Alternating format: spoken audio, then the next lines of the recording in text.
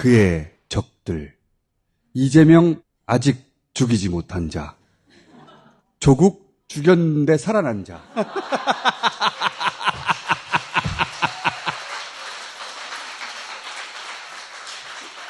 아, 이거 웃겼다, 이거. 이재명 수모를 견디는 힘.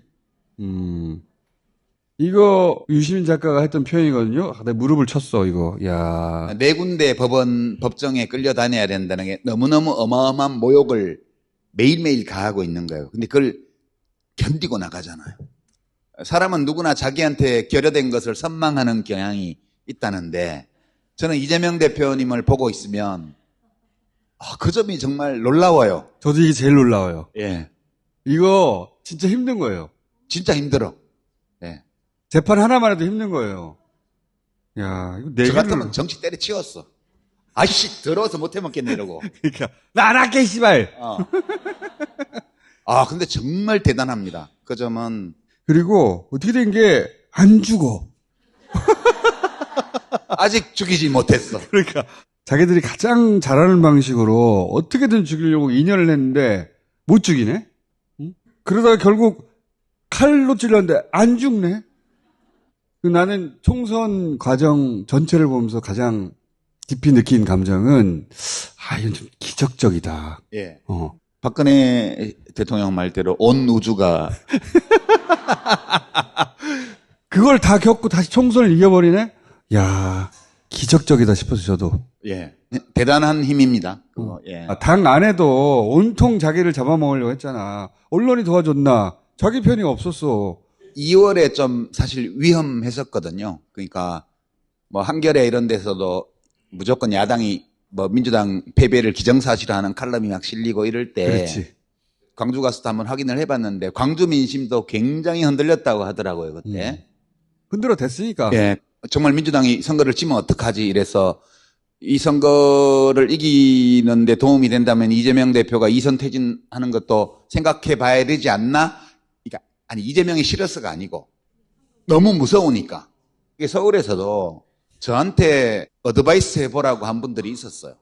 당대표 사퇴는 아니더라도 뭐 어떤 형식을 거쳐서 선거 전면에서는 뒤로 빠지는 이런 방안을 한번 얘기해보면 어떻겠냐고. 그래서 제가 뭐 좋은 말로 혹시 전화 오면 얘기는 해볼게요. 왜 얘기를 해, 그런 거를. 전화 한번 왔기에 제가 그런 얘기가 들리더라도 절대 물러나면 안 된다고.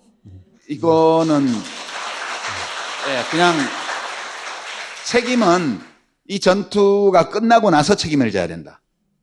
중간에 물러서게 되면 책임도 못 지게 된다. 그러니까 죽든 살든 당신이 책임지고 끝까지 가서 그 결과를 놓고 책임을 져야 된다. 이 정도 수모를 견디는 힘은 김대중 대통령이나 노무현 대통령이나 그 정도 되는 분들한테서 본 것 같아요. 자, 달라진 조국. 죽였는데 살아난 자. 이거 맞지? 달라진 조국. 달라졌어요. 예. 많이 달라졌어요. 심지어는 최근에 웃기기까지 해. 대법원에서 파기환송 안 하고 그냥 상고 기각하면 그냥 며칠 안으로 바로 그렇죠. 교도소로 가야 돼요. 2년. 그래서 조금 건들면 안 돼요. 어차피 2년 선고 받아놨거든요, 지금? 건들면 안 돼. 무서운 게 없어.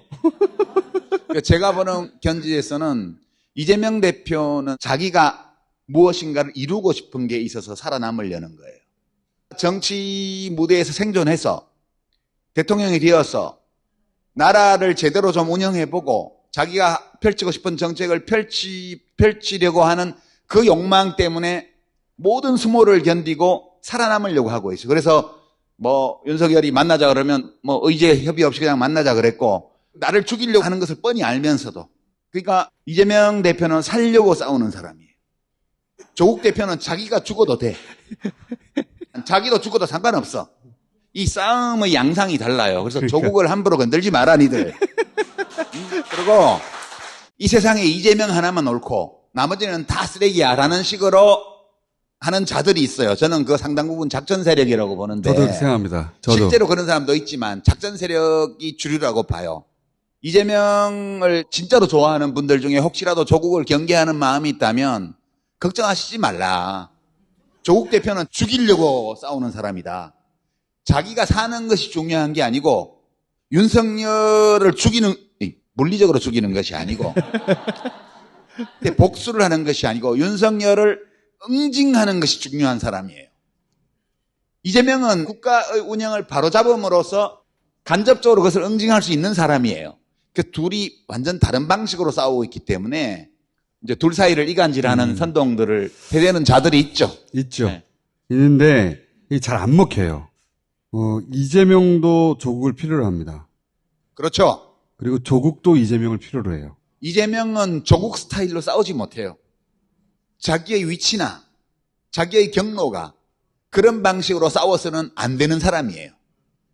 조국은 이재명처럼 싸우면 안 돼요. 뭐 품을 크게 넓히고 이러면 안 돼. 날카롭게 칼을 갈아가지고 직진해야 돼요. 그게 자신의 역사적 사명이다. 요즘 이재명 대표와 조국 대표를 갈라치는 사람들이 일부 있습니다. 이해는 됩니다. 이재명 대표가 워낙 심한 탄압을 받고 있기에 어떤 것으로부터도 지켜내야 합니다. 또한 멸문지화를 당한 조국을 다시 부활시켜야 한다고 생각하는 분들도 있습니다. 게다가 순진하게 조국을 친문이자 내각제 세력으로 엮어서 공격하는 작전 세력도 있습니다.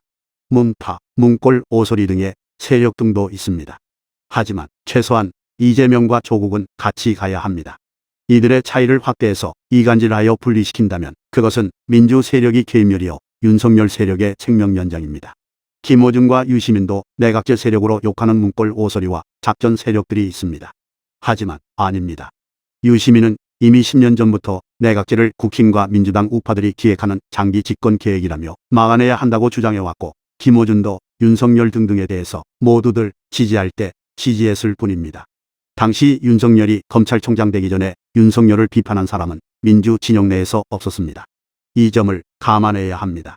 이재명 대표와 조국 대표, 민주당과 조국혁신당은 일면 경쟁하며 일면 단결해야 합니다. 이 세상이 온통 검은색이어야 한다거나 혹은 하얀색이어야 한다는 생각은 정치가 아니라 이단 종교의 생각입니다.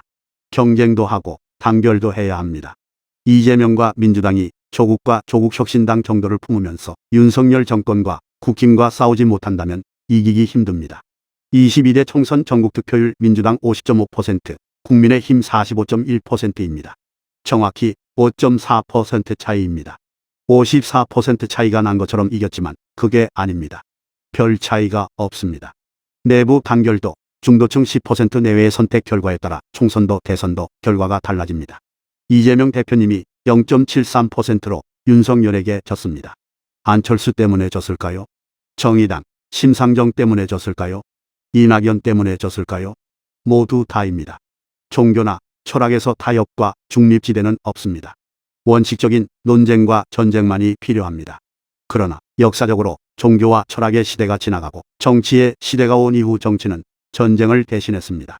정치는 일면 투쟁, 경쟁하면서도 일면 단결해야 할 여지들이 곳곳에 있습니다. 이런 여지들을 지혜롭게 찾아내고 잘 지켜내지 않으면 지난번 대선처럼 0.73%로 패배합니다. 패배의 아픔이 어떤지 아는 사람은 이재명 대표님과 조국 대표를 대립시키지 않고 일면 경쟁, 일면 단결의 영역으로 봅니다.